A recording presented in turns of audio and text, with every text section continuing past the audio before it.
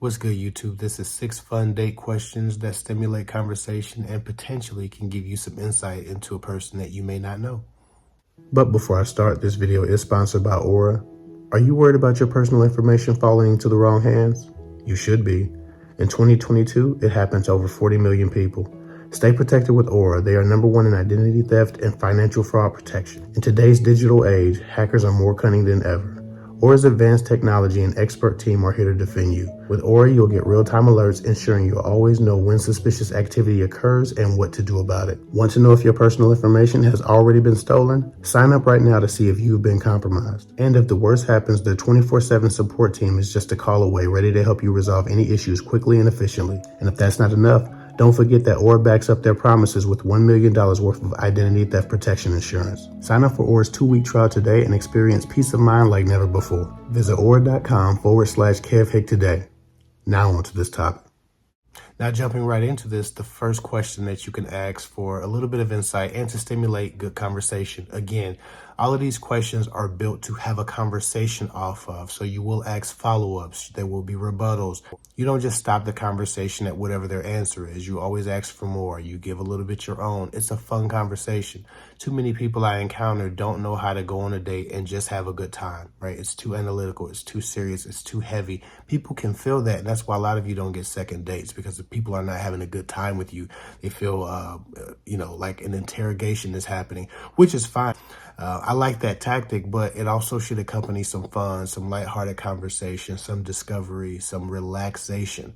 If people don't feel like they got to relax with you, then they feel tired and taxed after the day. You're not getting a second date. And so some of you, because you've been through so much and had so many bad experiences, it's very difficult for you to loosen up on dates and just have fun. You're either observed, just watching and peering and judging a man or psychoanalyzing him, or you're not having a good time because you're interviewing him and you're forcing heavy conversations where lighter ones would suffice. So the first question is, what is your dream job?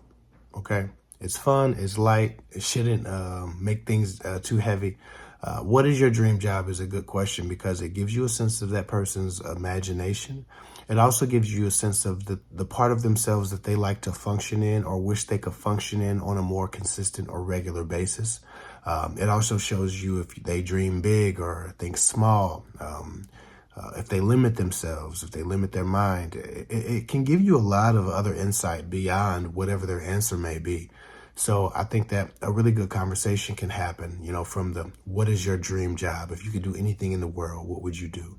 There's a lot of valuable insight that could be pulled from that answer. And so I think if you just want to start an interesting conversation and get people talking about the things that they are passionate about.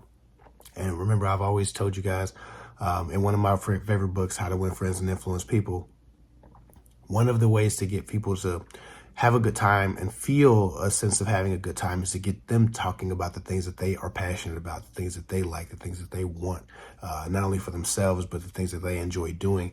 And so, or want for others, I'm sorry. So for me, this question is always a good time because it always triggers my innate passions and my motives.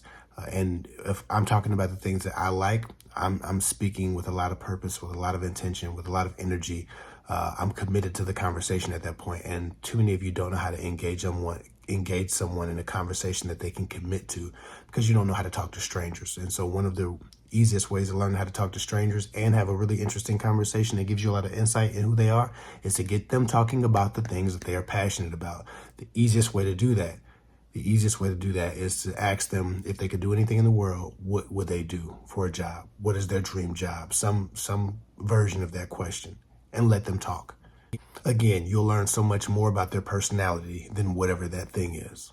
Moving on. The second question, the second really interesting, fun question that you can have on a date or ask on a date to get you some more insight on who a person might be while also giving them a good time is, what makes you feel proud? Right? What makes you feel proud? I think that question is interesting because, again, it gives you some insight on where they attach their pride, right? Which part of them they're most proud of, which part of them is most attached to their ego, right? Which part of their ego has the most control over their sense of self, right? When you ask someone what makes you feel proud, usually if they don't give you an accomplishment, they give you some kind of character trait about themselves, right? And so in knowing that character trait that they hold the most dear, usually you can figure out how to validate a person. Unfortunately enough, a user will figure out how to invalidate a person, but you can figure out which part of their ego or which part of their sense of self you want to speak to when you need to connect with them, right? Whether that's through conflict management or trying to validate them, the gifts you give them. What makes you feel proud speaks to the part of a person's self that they have the most pride in. And you want to be able to talk to that version of them. You want to be able to talk to that part of them if you're getting to know them or if a relationship is forming. You also will need to learn how to avoid harming that part of them or offending that part of them. Too often, we don't know what makes people tick. What makes you feel proud is often the same thing that makes people tick if that thing that makes them feel proud is offended in any way. And so this conversation that can be had from that question is really interesting, but it also gets them talking about the thing that they're happy about, the thing that they're proud about, right? Something that they're passionate about. So they're having a better time, but you're learning who the individual in front of you is, which is really important, right? And also reciprocate, but make it a conversation. None of these are just a question and move on. Have a conversation about these, and an impassioned conversation with intention and with a lot of energy. I think that you can learn a lot about people, but also give them a good time and make them feel like they got to know you as well. Moving on. The third question you can ask someone is, what makes you happy? Right? This speaks to the level of contentment a person may or may not have, right? Whether they're optimist, neutral, or they're pessimistic about anything, right? Or life in general. You need to know the general temperament that you're going to be attaching yourself to. If a person cannot name a thing that makes them happy, then maybe they don't have a whole lot of happiness to give. Right? If they're not joyful people and they can't name a thing that makes them joyful, then how as a partner are you going to come and add joy to their lives? Too often, people who don't have joy attach themselves to a person, attach their identities to a relationship, right? And so that person becomes their reason to smile or to laugh or to believe. And you don't want that. You don't want that much power in someone's life. You don't want that much influence. And so you want to make sure that a person already has in their life an established joy and established happiness, or things that can provide that for them, or at least trigger those emotions. If they don't have anything on that list, then the relationship or the job becomes their emotion. And again, those are very fragile things to place your sense of self on, and you don't want to be that person. You don't want to be their whole life or all of their happiness. And so that's something I would be concerned about. And also I would be looking for what makes them happy, just because, again, if you're trying to get to know someone, if it's easy to make them happy, if you know what makes them feel the sense of joy, it's easier to have an impact on them and maybe move forward with them in a relationship through speaking to, again, their subconscious mind. And again, what makes them happy, maybe they're optimist, maybe they're pessimist, maybe they're neutral. You may need one or the other in your own life journey. You may need to attach yourself to a person who's more neutral because you are extremely, optimistic, and sometimes that gets you in trouble and you need to be brought down a little bit, and other times you might need a person who's really optimistic because you're kind of a pessimist and you need some balance, right? And so this gives you some insight about your overall journeys together as a team, and what that capability might be. So it's a really good question, even though it's simple. And again, if that person has something that makes them happy, if they have found joy or something that gives them that or triggers that, now they're talking about the thing that makes them happy. Did they have a better date or a worse date because they spoke about the things that made them happy, made them feel a sense of pride, and made them feel a sense of joy, right? Of course, they had a better date. So this makes you a better person to date and makes you better at dating. Moving on. What are your relationship deal breakers? This is a simple one. Most of you already have this conversation on most dates. And if you don't, you should definitely start. Too often people get into these relationships and don't really even know how they're being scored, how they're being judged.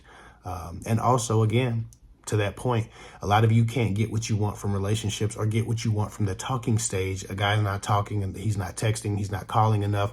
You want to be spoken to on the phone. You want FaceTime. You want strategic and intentional communication. You want him to make plans. You want all these different things. And then when the guy asks you, what's your relationship deal breakers?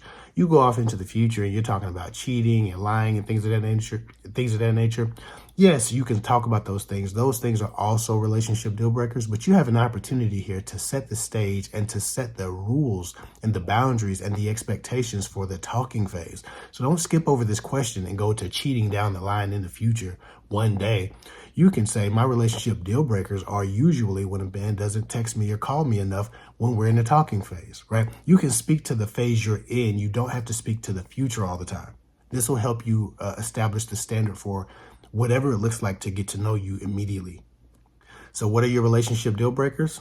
That's one of those. It also, once you start talking about the stage you're in context to what your deal breakers are, you can get some really helpful information about that man's intention, that man's style, and that man's usual pursuit of a woman. You might learn that he doesn't pursue women. He refuses to do those things, and women who require those usually are deal breakers.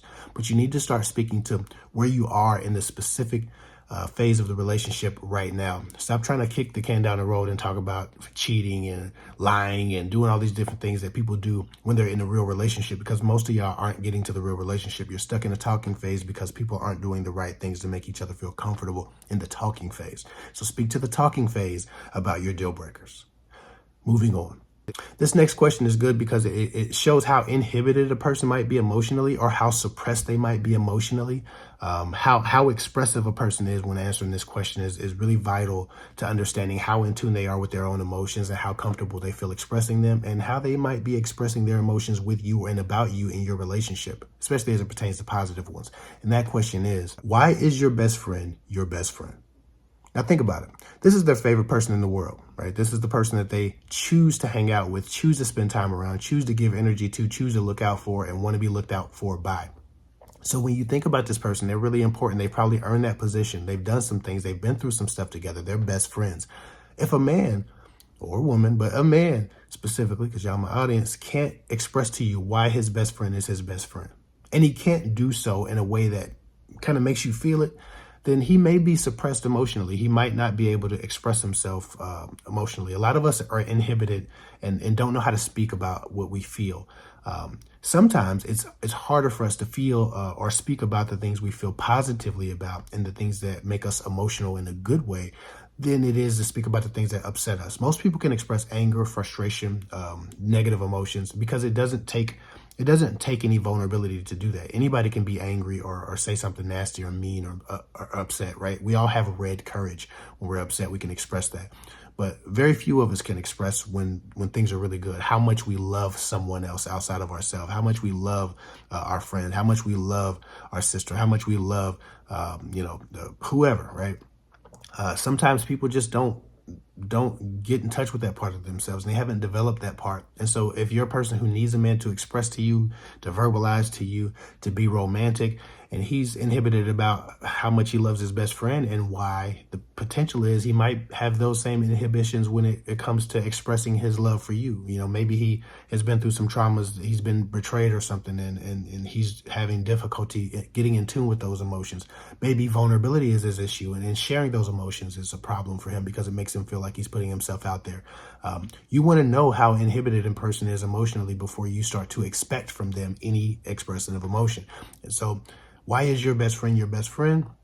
Can turn into a man gloating over why he loves his homeboy or why he loves, his female best friend or whoever he likes. Hopefully not a female best friend, but whoever he likes a lot. You need to see his ability to give flowers where flowers are due, and if it lives in him to do so. So that's why that's a really important question. Also, like I said, you're talking about his favorite person. He's talking about his favorite person, so he's passionate. He's excited to say the things he's saying, hopefully. And again, at the end of the day, he's had a better day and a better date if he's spoken about the things he's loved, he's passionate about, he's proud of, and that he looks forward to, right? And so this is about giving a person a better experience overall, but also having a better date where you learn more about your partner if you know what to look for in these answers. Moving on. The last and final fun question to ask on a date to get more insight on who a person is, but to also get them talking about the things that they like and that they're passionate about is, what is your favorite movie, right? Simple question. It could be really fun. Now we're talking about cinema. What's your favorite movie? That's a fun question that shows you, in no uncertain terms, what type of energy a person is the most entertained by, right? Which again, you need to know, right? What type of vibe a person prefers. Usually we relate to a movie in one way or another. We either relate to the energy in that movie, the vibe in that movie, we relate to the characters. Sometimes we don't relate to a movie, but we wish we did. Like when I was young, I used to kind of like family movies. I used to like a lot of sitcoms that had big families because we had a very small family unit. We didn't have the total family package, and our family wasn't as warm and cozy as some of the families on TV. So I would watch a lot of sitcoms with big families, a lot of kids, and things of that nature. A lot of stability because I didn't always feel like there was a lot of stability in our family, in our total family, right, in the overall family. And so I would watch those because I would much rather sit in that energy because it was something I wanted to relate to, but it was also something I wanted to build for myself in the future, which is why, I'm the man I am for my family. But at the same time, I watched it not because I related to it, but because I longed for it. I wanted that level of stability and that level of support for all of my family members. And we just didn't have a huge support system. In the same way, a man might watch something because he wants that energy and he wants some of that in his life. A man might also want it because he relates to it and it validates his current experiences, man or woman, right? This goes both ways. All of it does. Sometimes they relate to it because they really like the vibe or the mindset or the intelligence of a particular character. You want to figure out why a person likes the movies they like. If it's the character, if it's the story, if it's the family unit, if it's the attitude, if it's whatever it is, it tells you a lot about what they want for themselves, what they pride themselves on. Again, it tells you a lot about the energy that they like to entertain themselves with and how, either positive, negative, sinful or sinister or kind and giving they are, right? How much humor they have. It's a huge conversation to have when you just start talking about cinema. What entertains you? What are your favorite movies? And so start looking at the things that might not be a part of the answer, right? There's so much information that you can get from learning about how a person entertains themselves, right? And what specifically entertains a person. Or what specific energy, again, they like to sit in, they like to immerse themselves in. It's very important because you will go home to that vibe one day if a relationship happens.